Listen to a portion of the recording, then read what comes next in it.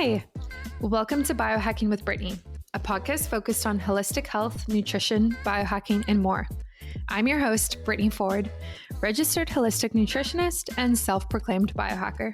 During the last 10 years, I've focused on healing my gut and hormonal issues through lifestyle changes, nutrition, and of course, biohacks.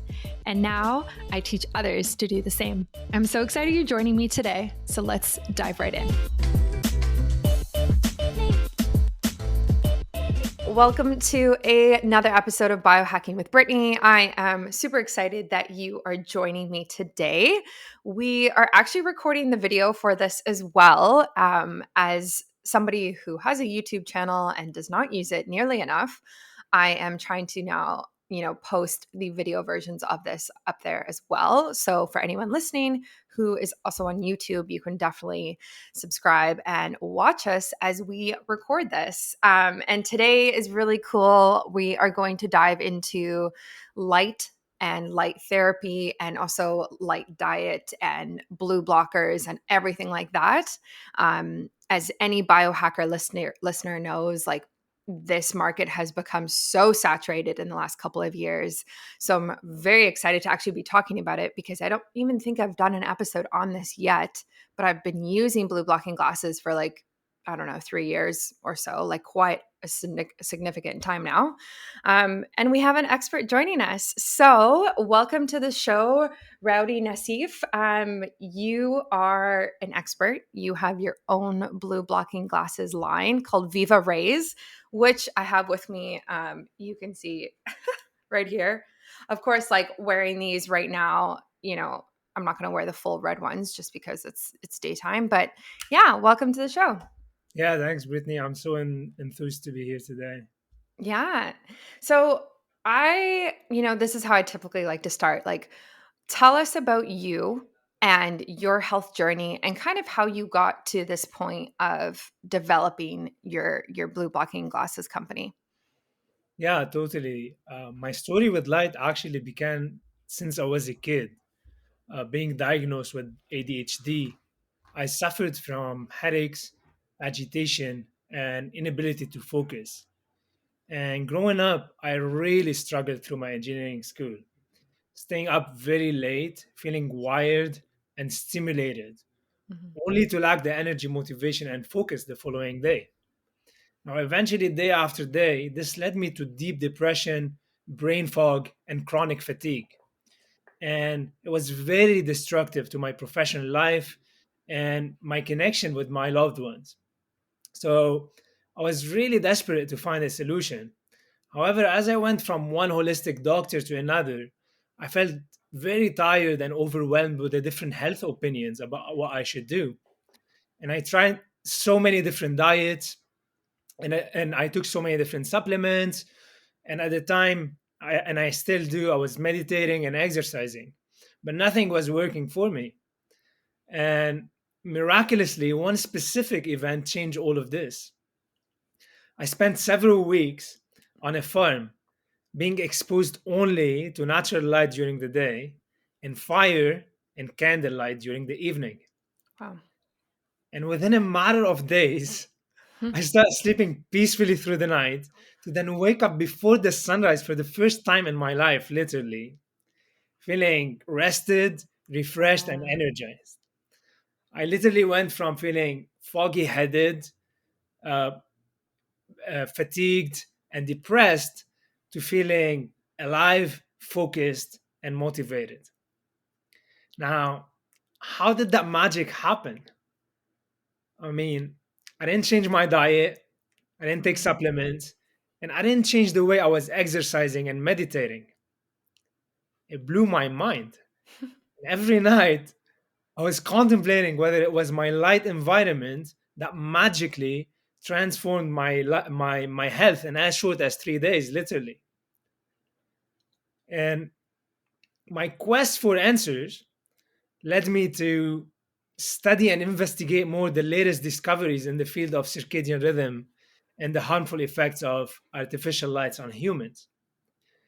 And what I learned is that for thousands of years, mankind spent much time outdoors, exposed to natural sunlight, which increases in intensity from sunrise to solar noon, like a crescendo of a musical scale, increasing in brightness and ascending in the blue and green light frequencies. Mm. And then it descends down the scale around sunset, transitioning into the darkness of the night. And that's when the sun starts decreasing in brightness and it descends in the blue and green light frequencies. Now, these varying color temperatures of light and varying amounts of blue and green light, depending on the time of the day, provided our bodies and brains very important information to orient ourselves around daytime or nighttime, and therefore telling our bodies when to wake up in the morning, when to think of big problems and be creative, when to optimally eat and digest better, and when to go to sleep at night. And this basically, Brittany, enabled us to live in a perfect 24-hour rhythm. Mhm. However, unfortunately, in our modern world, this is no longer the case. We are being exposed to artificial light chronically that emits a constant blue light frequency day and night. And this frequency has a color temperature of 6,500 kelvins, Mhm. which is similar to sunlight's color temperature at 12 noon. Now, that's a Wow. big problem Yeah. because it's confusing our brains and bodies into thinking it's 12 noon summertime all year long. Yeah. And it's literally ruining our natural rhythm, which governs how well we perform our daily functions, from thinking to waking up and feeling alert to going to sleep and healing and rejuvenating. Mhm. It really depends on that rhythm. Mhm. And technically, when I came back from the farm to the city, it became very clear to me that my light environment was causing my problems because Yeah. at the time I was living in Toronto, and the moment I stepped back in Toronto, I was bombarded by artificial lights everywhere. And literally within a matter of days, my sleep and wake cycles went out of tune once again. Mhm. And guess what? I start feeling foggy headed and disoriented once again. So I guess at this time I was really desperate to find a solution because I really wanted to have the freedom to live in a modern world and function properly while not compromising my sleep and my health. Mhm. So I guess I at the time I discovered blue blocking glasses, and I went ahead and I tried so many in the market. Mhm. But to be honest with you, I was very surprised that I wasn't getting the results that I experienced on the farm. That flow of energy Yeah. and sharpness that I experienced there. And after speaking to many of the world's leading experts in circadian rhythm and neurobiology, I actually learned from them that in order for that solution to be efficient, we needed a three lens dynamic light management system that blocks different amounts of blue light and decrease the brightness in different ways, as Mhm. well as allow different color temperatures of light depending on the time of the day. And that really inspired me to start something for ourselves because as I looked in the market, 95% of the companies were providing a one for all solution, and most of them didn't provide a scientific testing that showed exactly how much the lenses were blocking. Mhm. I love this story. Of like as a Canadian, I'm so curious, where was the farm that you went to that didn't have any of the light? Well, at the time I was living in Ontario and I Uh-huh. decided to go up north in Quebec. Oh, okay. So, Cool.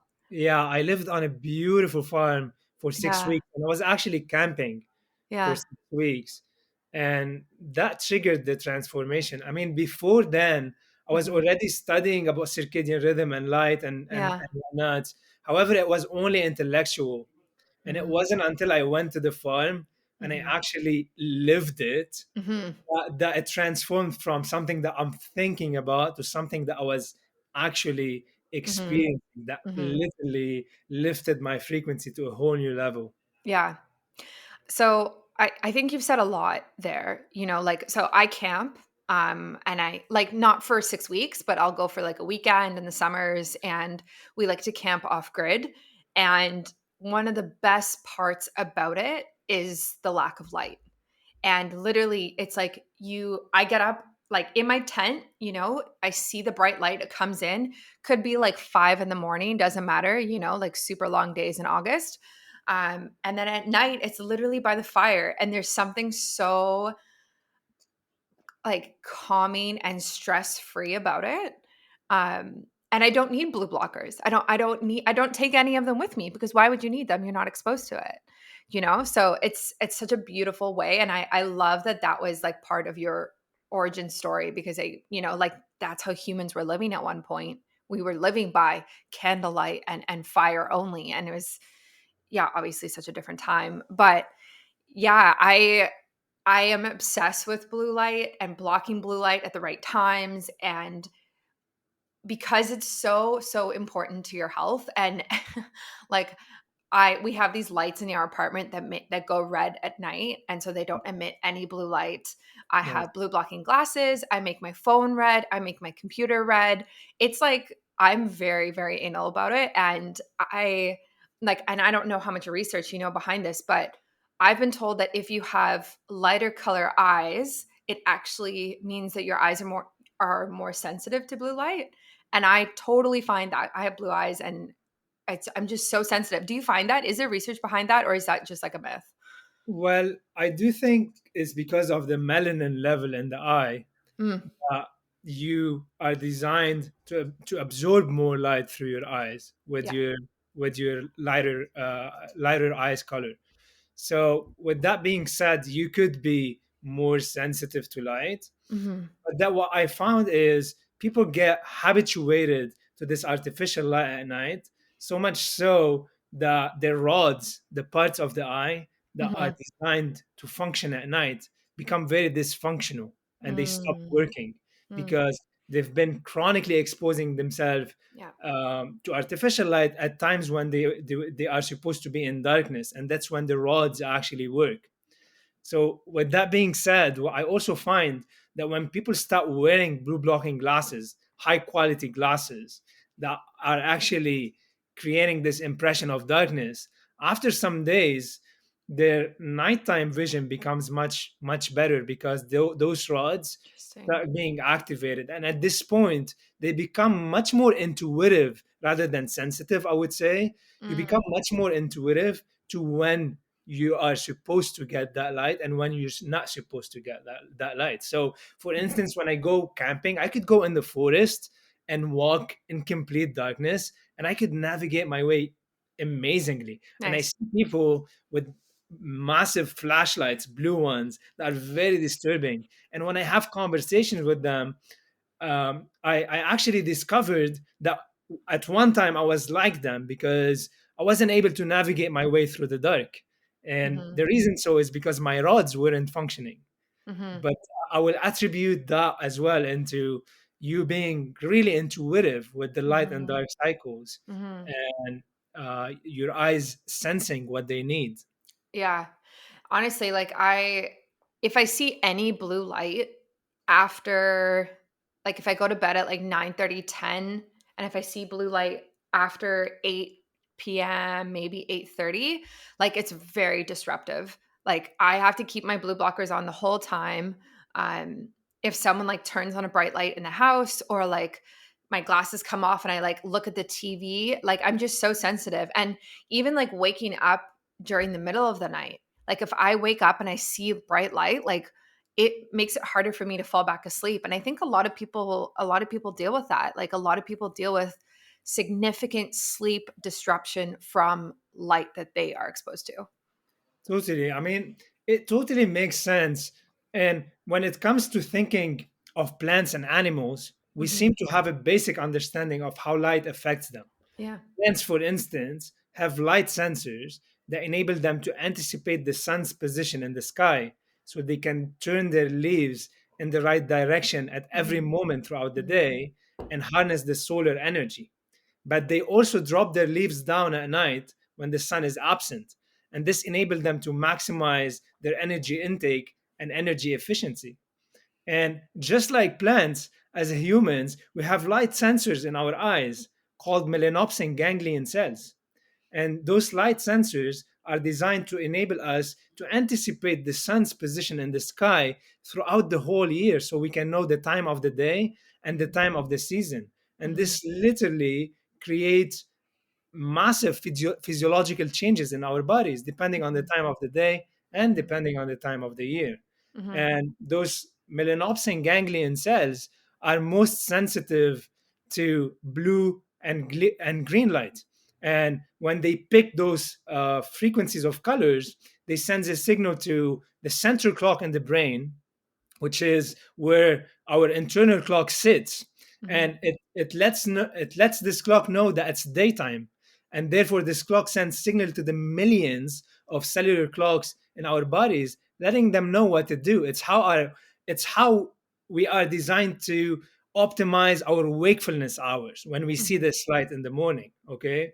Now, at night, those melanopsin ganglion cells, they pick up the slowly fading light or the declining light in the blue and green. And when this happens, they signal to our central clock that the day is ending. And at this point, our central clock inform all of our body organs and tissues that it's time to wind down, relax, and start rejuvenating Mm-hmm. and preparing for restful night's sleep. Now, the problem is that when you disturb that cycle by exposing it to yourself even to very little amount of artificial light at night, it could start shifting your sleep and your circadian rhythm in the wrong direction. Mm-hmm. And here's the trick that so many people don't realize. Those light sensors in the eye, they're in other words, it's called our retinal sensitivity. Okay, and it's very low when we first wake up in the morning. Now, what does that mean? It means that when we first wake up, we need a lot of bright light to activate those light sensors. Now, the equation changes completely at night because retinal sensitivity becomes very high.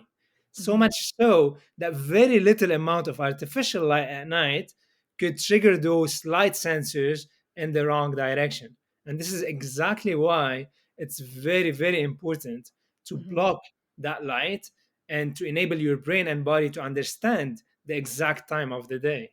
So I Mm-hmm. think, Brittany, at this point, you're really going with your intuition and you're being Mm-hmm. very intuitive about Mm-hmm. nature's light, which were Mm-hmm. designed to be so. Yeah. Yeah. I agree. I have a question for you. So in the summer, when the sun goes down much later, and it's bright outside till maybe like 9:30, 10 p.m. So I try to keep my same bedtime throughout the year, which Mm. is like go to bed around 9, lights out before 10, I read type of thing. And it's much harder to do that in the summer, right? Because the sun is up and you don't feel as tired. So if I'm putting on my blue blockers a couple hours before going to bed, is it okay to do that same practice in the summer, even though the sun is still up?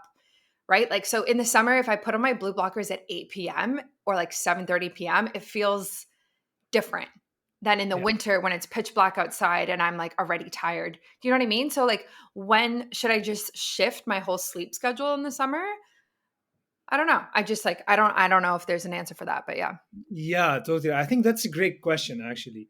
And Mhm. I know that the light in nature is very consistent. Okay, Mhm. it changes in a sequential order, Yeah. and it happens slowly Mhm. from season to season. Mhm. But physiologically speaking, we're not designed to sleep in the same way in the winter and in the summer. In the winter, especially in the northern hemisphere, the day becomes very short. Mhm. Now, our bodies actually know the time of the day through the length of darkness. Mhm. Okay, this is what literally trigger the signaling system for our cells about the time of the day. So when our cells start sensing longer darkness hours, Mhm. that's when we start shifting into a winter mode. Mhm. Now, during a winter mode, as humans, we are designed to sleep longer. Our melatonin cycle is longer, and our cortisol cycle is shorter. Mhm. Now, what does that mean? It means that we are designed to perform autophagy and apoptosis in like much more during the winter than in summer. Mhm. Now, what is autophagy and apoptosis? It's cellular cleaning and cellular replacement. So, autophagy is cellular cleaning, just like a dishwasher would, Mhm. and apoptosis is cellular replacement, just like changing the oil for your car's engine, for instance. And cells that cannot undergo autophagy and apoptosis, they develop tumor and inflammation, and they start losing efficiency.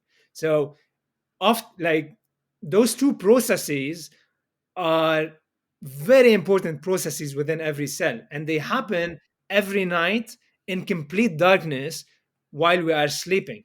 Mhm. Now, why am I bringing this point about the winter? Because winter is the time when there is longer, darker hours, which means that we're designed to perform autophagy and apoptosis in a much more efficient and longer hours. Okay, and this literally enable us to spring back, and this is why the Mm. season after the winter is called spring. Yeah. In the same way, when we sleep in darkness every single night, and when we get the darkness that our bodies are waiting for, whether in summer or in the winter, we undergo much better autophagy and apoptosis, and then we spring back when we wake up in the morning. So there's a relationship Mhm. between the daily cycle and the seasonally cycle, because it's somehow repeating itself in a different manner. Mhm. So to answer your question, I think we are designed to sleep longer in the winters, shorter in the summer. Mm. Okay, and Okay. it would make more sense to block that light Mhm. following the sun, Mhm. which means Hmm. during the winter, if the sun is setting at 4, this is when you really want to start blocking blue light. And Yeah. this is exactly why we have our evening glasses and our nighttime glasses, Right. because those evening glasses are phenomenal during Yeah. shorter days in the season. Yeah. They're actually designed to block all of the blue and only the highest frequency green.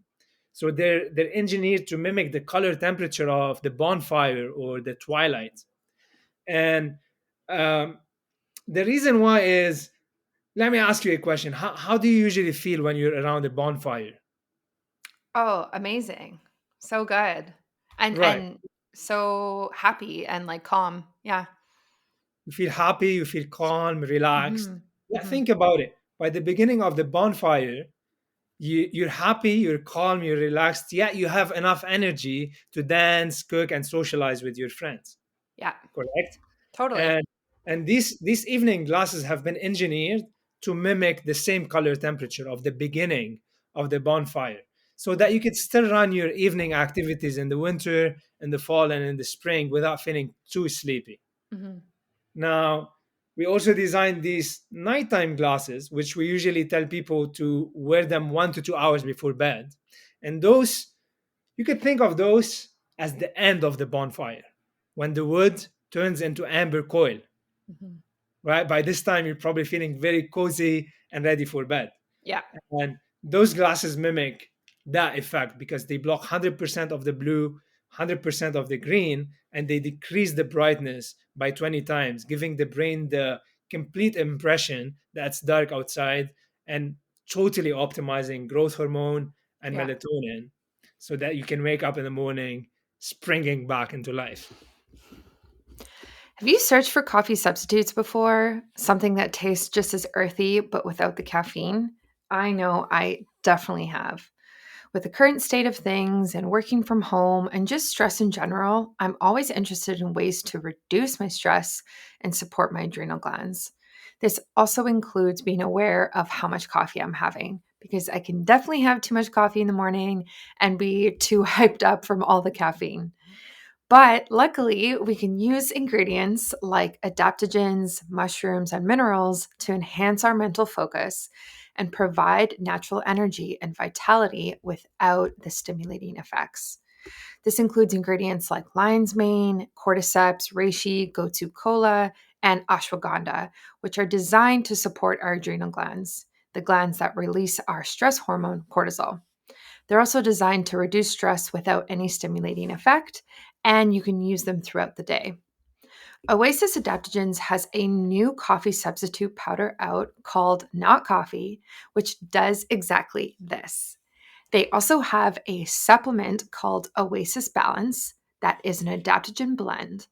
You can take it in the morning and at night to support healthy stress management. Be sure to click the link in my show notes or on my podcast page or go to oasisadaptogens.com and use my promo code biohackingbrittany to get 10%.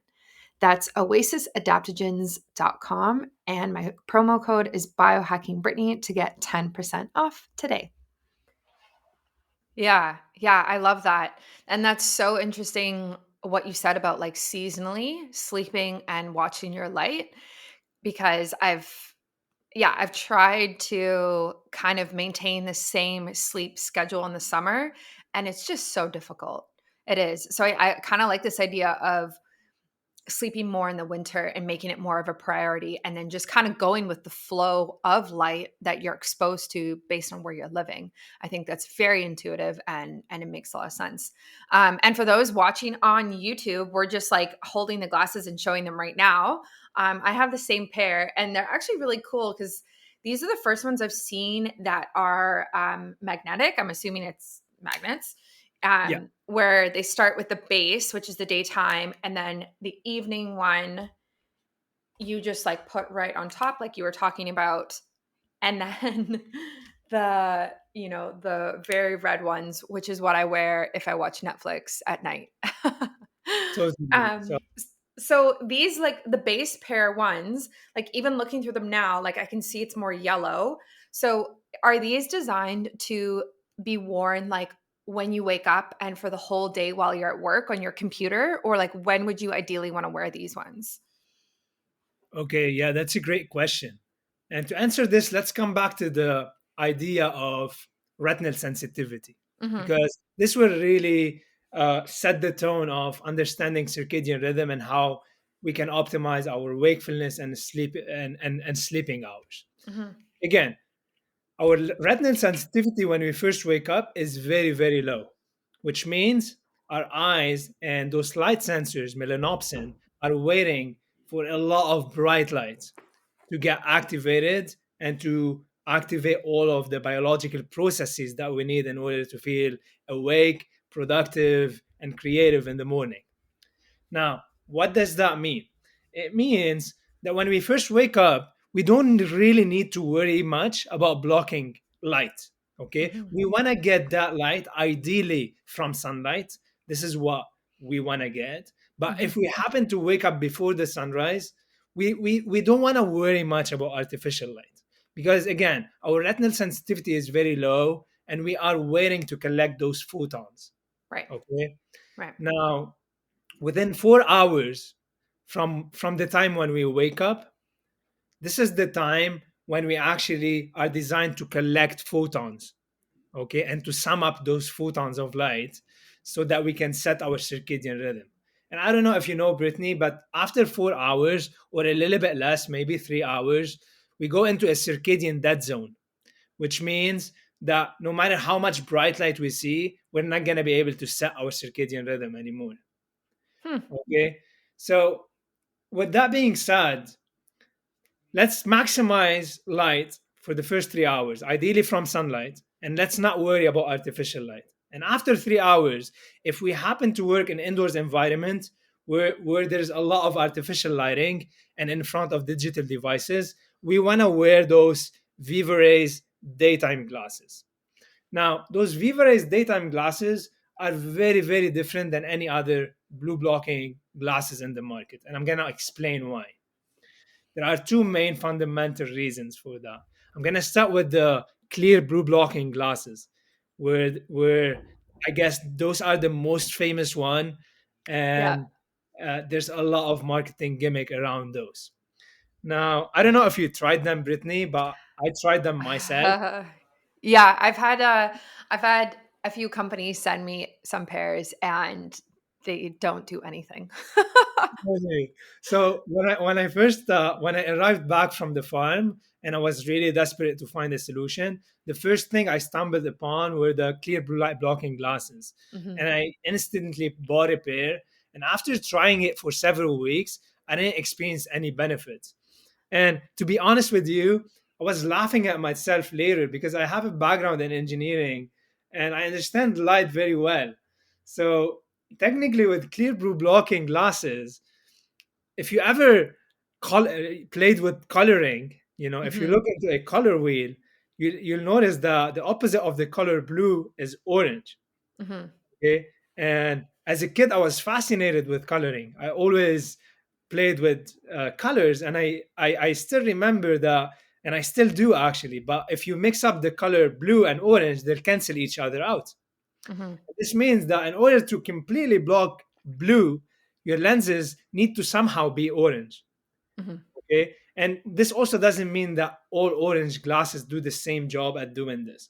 But this is to make the point that clear blue blockers actually do not block blue. And the reason why, I've tested them personally with a professional spectrocolorimeter. And it turns out that those clear blue blockers, they block the blue purple version of light up Mhm. to 420 nanometer. And blue light ranges actually from 380 to 500 nanometer, which is the wavelength of light. And blue purple goes from 380 till 420. Right. Now, why is that a problem? Because if you ever measure the light that is emitted from LED bulbs and screens, you will see that it doesn't emit any blue light below 420 nanometer. Mhm. Actually peaks at 455 nanometer in blue. And this means that when you wear clear blue blockers, you're actually blocking blue light that is not emitted from those harmful devices. It's like trying to rinse your quinoa in a pasta strainer. The Mhm. quinoa will end up passing through the holes because you're using the wrong filter. Mhm. And therefore, for anyone listening and for anyone who has ever been convinced that clear blue blockers work because of Yeah. this pen, I reassure you that it's not. And this pen is a trick because it Yeah. emits blue purple light. It doesn't actually emit the same blue light that is Yeah. being emitted from those devices. Yeah, I've seen that and I've seen the videos. I think it's hilarious and of course, right? So why do you think that companies have come out with clear blue blocking glasses? Like why do you think they felt the need to create a product like that for the market? Well, I have come to believe after having so many conversations with optometrists that it's Mhm. actually ignorance about the science of light and Mm. ignorance about what we're being exposed to. Oftentimes, as humans, we get excited about hypes, Yeah. and there was a lot of hype that blue light is bad, Yeah. and no one took the time to think what is that blue light that we're being exposed to, and no one measured. So it's Mhm. often ignorance than not. Yeah. And also, like, not all blue light is bad, right? Like, kind of like what you were saying, you need it. You need it at the right time throughout the day in order to feel energized and be in rhythm with nature and the seasons and the sun and so it makes sense to kind of have like progressive glasses like you have that are clear and then are a bit more orangey and then red and you use them appropriately. But even the clear ones, like I said previously, like that I'm wearing right now, like it's very obvious, like when I move them like this, how much more blue light there is coming through because they're not clear. They do have some pigment in them, which is what is needed. And so I think it's very cool that you've created glasses that have done this and kind of mimic nature in that way, and it's really needed. Yeah, I'll explain a little bit more about this. You bring up a wonderful point Hmm. because I guess as a humans, we have fell into the habit of always classifying things. Yeah. We always want to think of things in polarities Yeah. and in good Black and or white. bad. Yeah. But in nature, the power that we're exposed to is just is. It's neither good or bad, and it's the Yeah. same for blue light. Blue light is not good or bad. It's relative, Hmm. okay, and its effect on us will really depend on the time of the day that we are exposing ourselves to it. That's one. And the second point is whether or not it was proportionate with the other color frequencies. Hmm. And this is a very important point. Now, the answer for this becomes very easy because the blue light that modern humans are exposing themselves to come from human man-made light. And this light, unlike sunlight, is not balanced. If you look at Yeah. the spectral curve of sunlight, it's balanced with the orange, red, and yellow. Okay, and it creates this full spectrum richness. Hmm. The balance, like in a way, blue light has some degenerative properties, but also orange and red have regenerative properties. And when they come together, they create a balance effect. Hmm. In contrast, the blue light coming from screens peak at 455 nanometer in wavelength, as I mentioned, and Hmm. is very deficient in the orange, red, and yellow. And this explains why people could feel agitated, could feel eye strain and eye fatigue when exposed to this light for longer hours. So, with that being said, there are some companies also offering yellow tinted glasses for daytime use. And after testing those for a while and after having conversation with uh, many of the world's leading experts in neurobiology and circadian rhythm, Hmm. we learned that those could be actually very detrimental because they're blocking 100% of the blue light at 455. Hmm. In the process of doing this, they wipe out the blue turquoise at 480 nanometer. Now, why is that a problem? Because as you may know, Brittany, the 480 nanometer is a very important frequency during the day Hmm. to reset our circadian rhythm, elevate our mood, and increase our sharpness. So, with that being said, you want to make sure that your daytime blue blockers are not blocking blue light, but rather transforming blue light. And Hmm. this is what our daytime glasses do. They take this 455 nanometer wavelength and they decrease its sharpness and they make it more balanced and proportionate with the yellow and the green. And this way it creates a more balanced effect without blocking blue light. Hmm. Yeah. I mean, it makes a lot of sense. And I again, like I think it's really cool that you have made such a effective solution for it. And it's interesting that you bring up like symptoms of blue light because I think there's quite a range of them. So like I mean like overexposure to blue light. So for myself like it very much impacts my sleep. Um and I'm very like sensitive to that. But my partner like he also works online, works from home, and he actually gets headaches. And what we found even like with like taking magnesium and all these different things that you can take for headaches, like it actually is like the chronic blue light from his computer, from his phone, from his monitor, always shining on him that is kind of triggering these headaches. So, are there like a set of symptoms that are normal for people to experience if they've been overexposed to blue light? Well, if we think of it from the perspective of nature, it makes Hmm. perfect sense because high frequency colors like blue, purple, and ultraviolet Hmm. are very stimulating in nature. Yeah. And this doesn't mean that they're bad. They're stimulating in a very awesome way Hmm. because they increase our sharpness. But not only this, they increase oxidative stress in a balanced way. So much so that they trigger the production of antioxidants. Just Hmm. like if you exercise, for instance, is gonna create a mild oxidative stress, which will trigger the production of antioxidants and um, activate your immune response and immune system in a good way. Now, this, if you keep exercising 24 hours per day without giving yourself the time to, rest and rejuvenate, what's gonna happen? Yeah. You're gonna run into big problems. Okay, Hmm. this Hmm. doesn't mean that exercise is bad. It means that we're using it in a incorrect manner. Right. And the same with blue light. The blue light is designed to increase the oxidative stress in a balanced manner. And when you're exposed to it with the other colors, it creates this balance. Now, the problem in our society that we are chronically exposed to it 24 hours.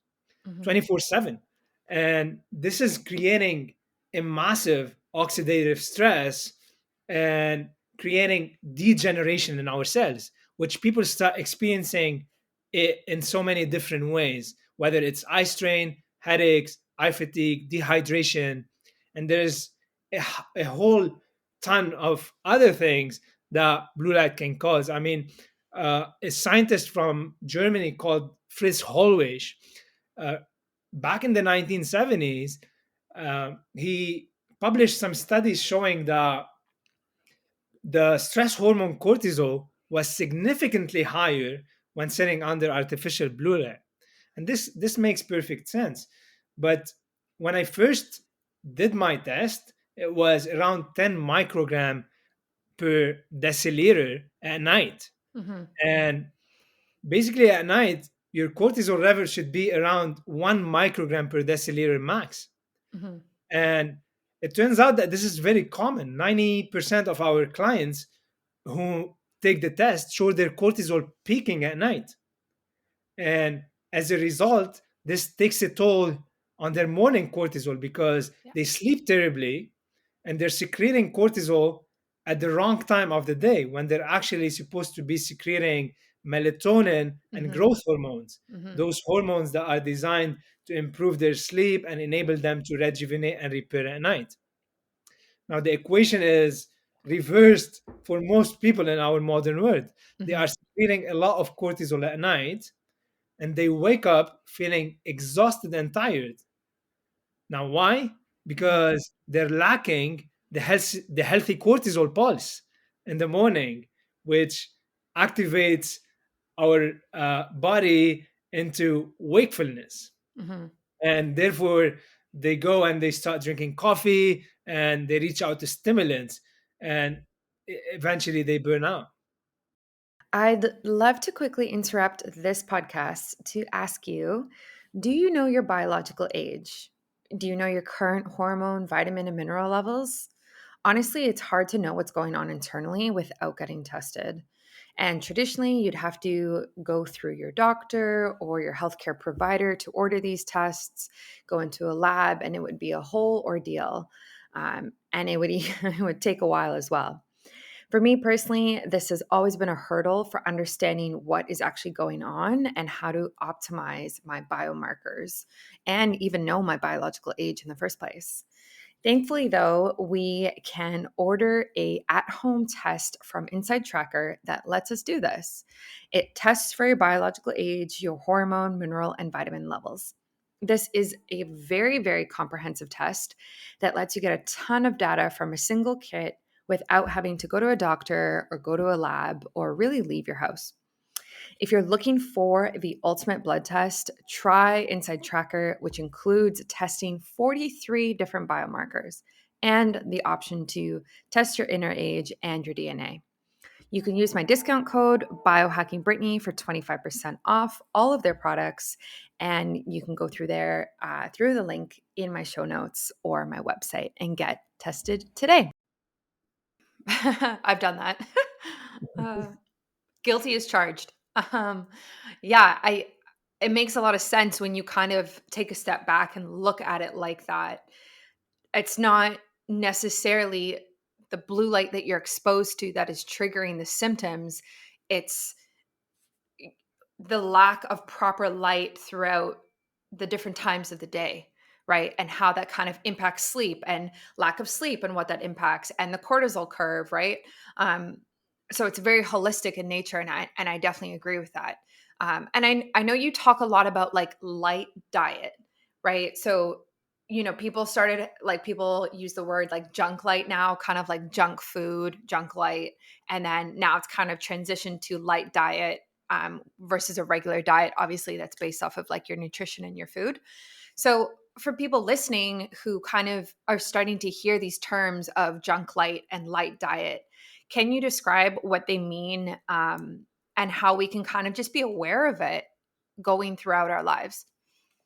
Yeah, totally.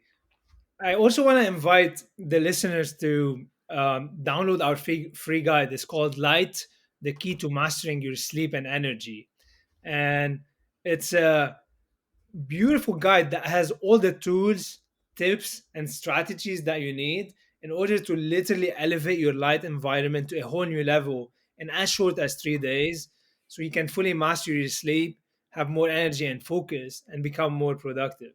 We designed this guide to be very straightforward and to have all the action steps that you can take today in order to reverse your light environment and literally optimize it. And we touch upon a lot of those topics that we're discussing today with and the beauty about it is that it always has action steps that you can take in order to maximize your light exposure throughout the day.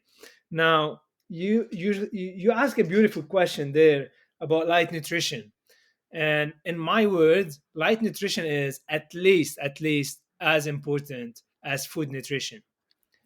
Now, in our modern world, this is not the case with most practitioners and most Mhm. health experts. And the reason why, I guess, after I have investigated this for a while, I came to believe that most people think that light is something superficial that makes vision possible.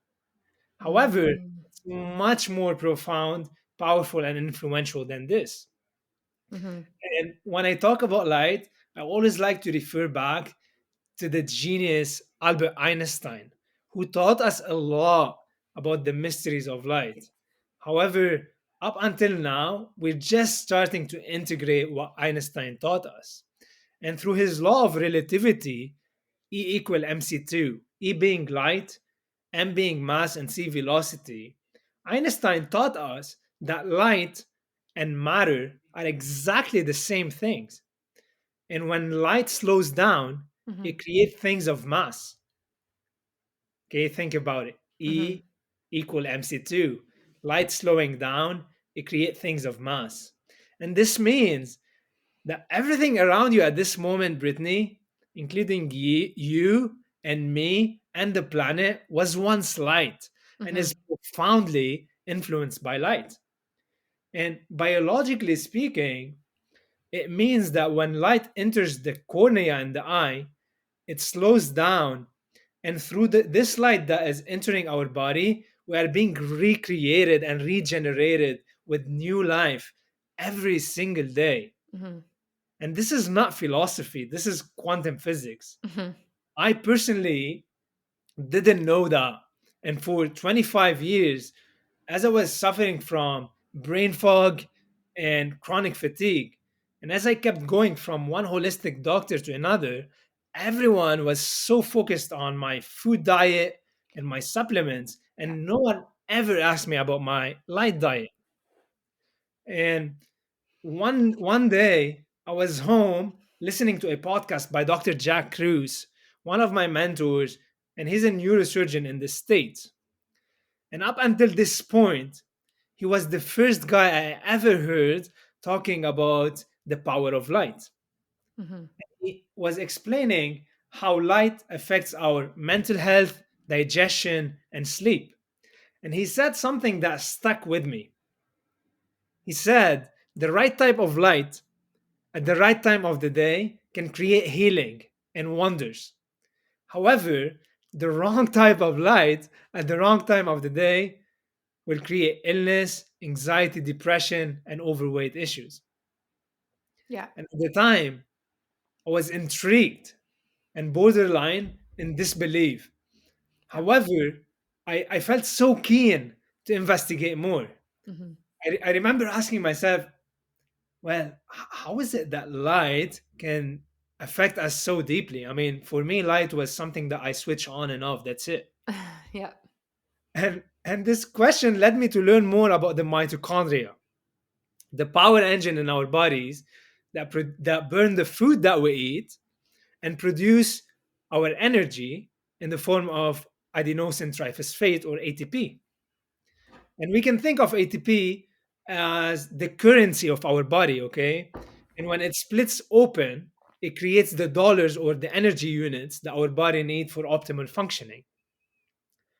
Now, it turns out the mitochondria not only is an energy producer, so not only mitochondria produce all our energy, Hmm. but it also senses what is going on in the environment, okay?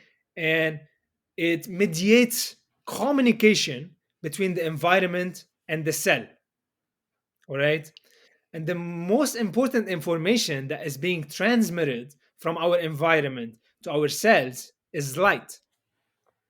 And this light information is being used by the mitochondria to instruct our DNA on what to do.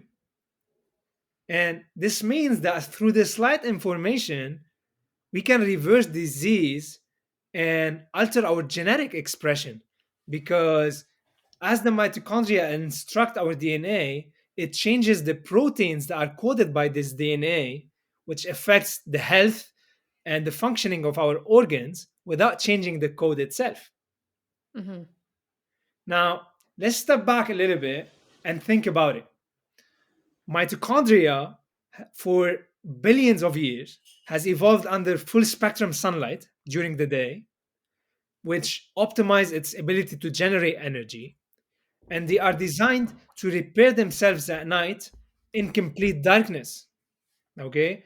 And the problem for most people, and for me personally, is that I was getting very little sunlight during the day, and I was sabotaging myself with late night screen and computer use, which destroyed my melatonin, the most important hormone for Yeah. the engine mitochondria to repair itself.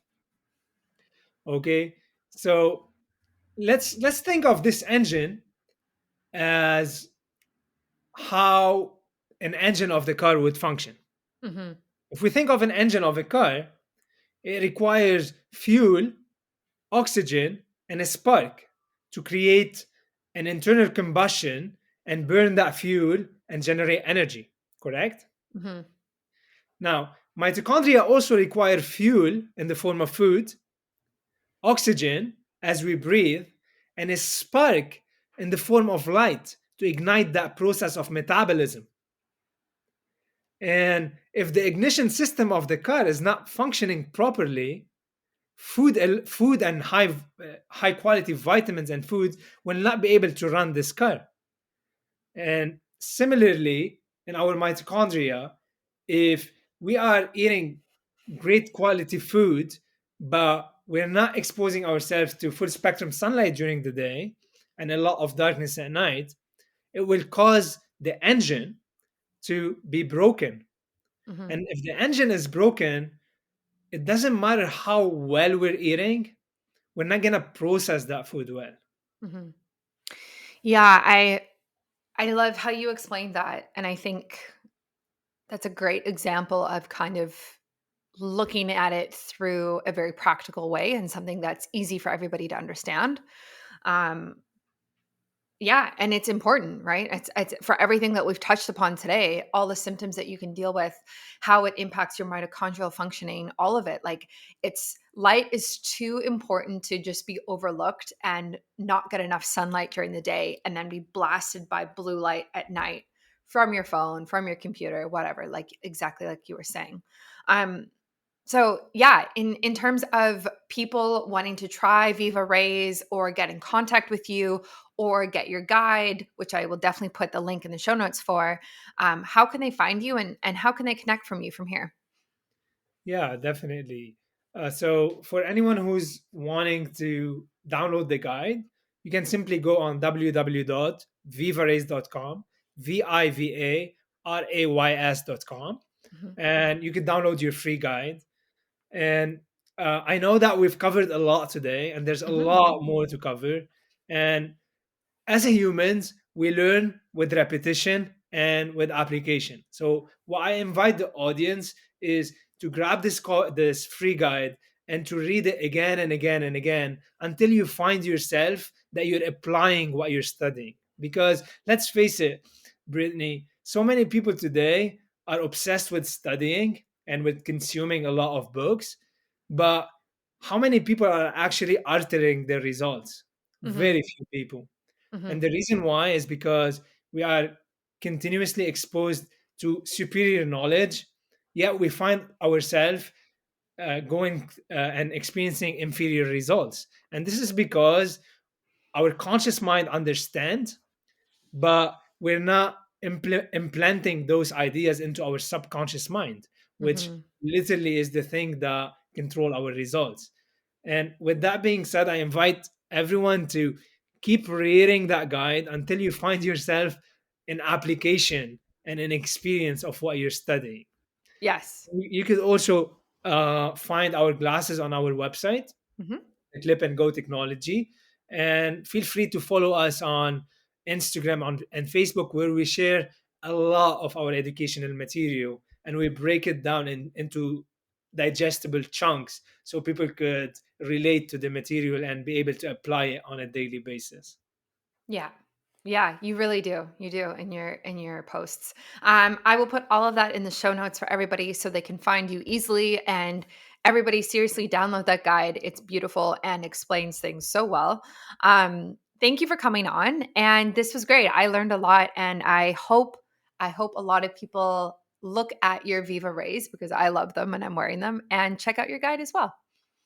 Totally. Thank you so much, Brittany. And I really enjoyed our conversation today.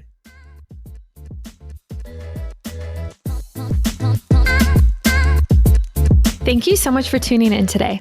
As always, feel free to screenshot this episode and tag me if you'd like me to respond. I really hope you enjoyed it and learned something new. If you have a question about your health, my DMs are always open and I'm currently taking new clients. Thanks, and see you next time.